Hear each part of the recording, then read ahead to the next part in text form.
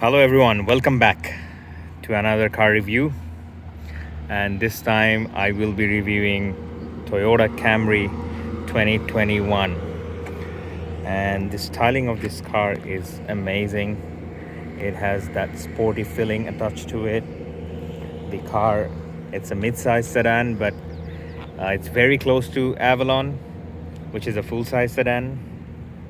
But this year in 2021, by default, Toyota decided to make the Camry look like more sporty.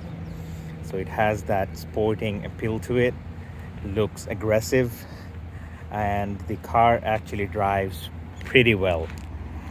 So let's dig into this vehicle and see what this Toyota 2021 Camry has to offer. This one is SE trim level, which is not the lowest trim level, which is not the top trim level. This one would be the most affordable one, around 30 to 32,000 Canadian dollars mark MSRP, and most of the people who are buying Camry probably would be looking at this one. So that's why we are reviewing this SE trim level. This one comes with a 2.5 liter engine, which makes 203 horsepower and 184 pound-feet of torque, which is okay. Could have been better. Could have been a 2-liter turbo, but that's what you get with this price, and it performs really well. It's not on the slower side, not on the more aggressive side, but it performs well. And if we take a look at this vehicle, the key fob, this is the key fob, which is the standard Toyota key. It comes with a power lift gate, so it opens up, and the trunk level is pretty impressive. You can fit in a full-size suitcase along with a stroller, and still you'll have a lot of space left. Right now I have many stuff, and still you can see that there are plenty of room left for other things. I'm not sure if you can shut it down automatically, but it's a manual shutdown for now. Let's start from the rear seat. The leg room is pretty good. The passenger front seat is to its farthest rearmost, and still there are some leg room left. I am 5'10", and still after I sit, you can see there is probably 4 inches of space left. And if you have a small baby, after the car seat, you'll have plenty of room left there as well. So the rear leg room is pretty good. The interior is also look good, but for the interior we'll go into the front seat and then we'll discuss about this interior.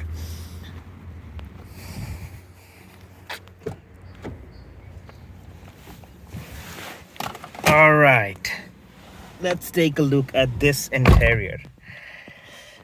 So Toyota decided to go with the standard gauge clusters, which is the RPM and also the speedometer. It also has that engine cool and heating meter, and also the oil tank, which shows how much fuel you have in your car. But if you look at the steering wheel's left side, there are some buttons, which is the traction control, power lift gate, oil tank opener, and also the headlights. And on the driver's side, there are all 4 are powered up and down, one touch as well. And you have the door lock, unlock, window locks, and your side mirrors controls. In the steering wheel, there are the basic voice commands and your hands-free phone system, some infos into the middle, into the gauge cluster, which shows quite valuable information. But the downside is the SE trim level does not come with a push button start. It comes with a key where you have to place it in like old school, and then the vehicle would start. So this is a bummer for me.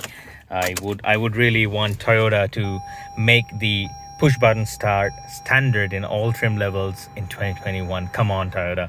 That's common in all the other manufacturers at this point. So as you can see, so both analog meters on both sides, but in the middle there is a digital screen which gives you quite a bit of information, like your average consumption per 100 kilometers, the odometer, and some other trip information. But this one does not come with the AC advanced package, which includes the blind spot monitoring system, rear cross traffic alert. Those are not included in this one. So if you are looking for those advanced features, you have to take that package, which costs around $2,000 more. But this one, which is the basic SE, it comes with the adaptive cruise control, which is amazing. I have been driving this car for the last 400 kilometers and it has been performing amazingly well.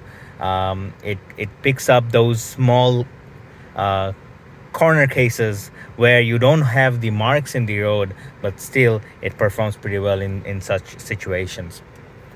Into the center console, the basic standard Toyota center console with dual zone climate control. It has this is quite a neat touch where you have all the buttons lift up if the passengers are not wearing their seat belts, and also in the center you have a 7.5-inch infotainment system with wired Android Auto and Apple CarPlay.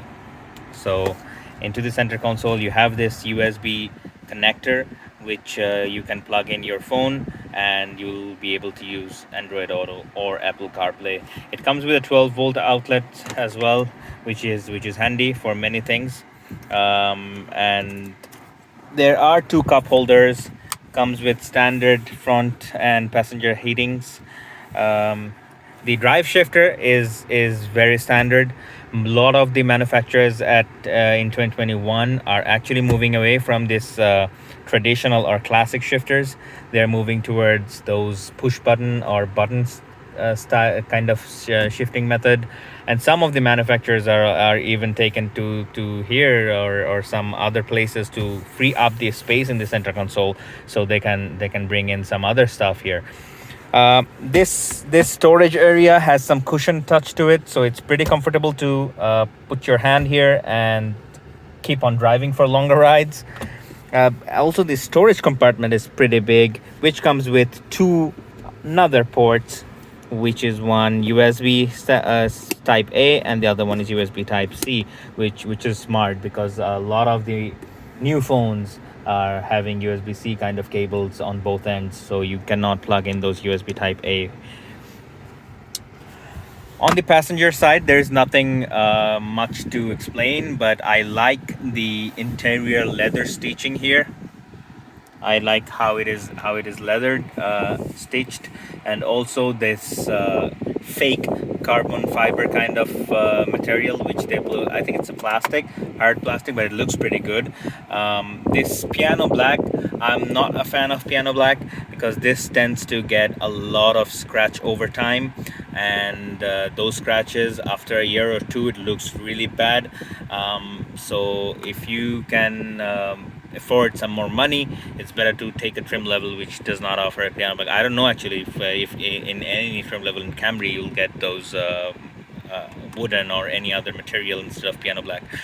But the upper dashboard, it's a soft plastic, so it looks pretty okay. Doesn't look so cheap. This one is same, pretty good material. The door looks very solid. The door sounds pretty solid, and there is some storage area. You can put some water bottles, some other stuff in the top compartment, but those plastic buttons could have been a little better, but it performs well. It's reliable, so wouldn't complain on this. The steering wheel is pretty good. Those consoles around it comes with a paddle shifter as well, so those are pretty neat touches by Toyota. On the top there is some storage for sunglasses. The sun visors are also good enough with a vanity mirror, and This mirror here, it is an actual mirror, not displays like some of the competitions. But the seat, if you look at the seat is pretty well made with some faux leather to it and some high quality clothes in the middle. I really like these seats, and also the back seats. If you look, the uh, car seat attachments are pretty well defined, not like some other vehicles where you have to, put your hand inside and try to find those knobs. Where are they? But overall, if I have to give this car a value, it's pretty good. Highly recommended for the money they're asking. So Toyota Camry, as always, it's one of the top sellers, one of the best competitors in this class.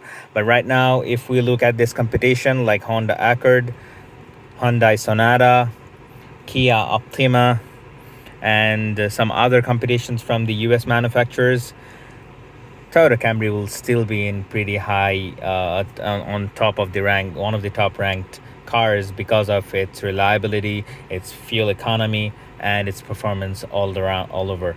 So that's all I had to say about this Toyota Camry 2021 SE. It is a pretty good family car. If you have car with small children where you have to carry a lot of stuff, so though a lot of people are moving towards SUV recently, still Toyota Camry can be a good choice for you. Thank you so much for watching this video. Hope this will help you to make a decision which car should you buy if you are looking to buy a car in 2021. Thank you very much. Thanks for watching. If you like this video, give a thumbs up and a like, and a subscription would be amazing. Thank you so much.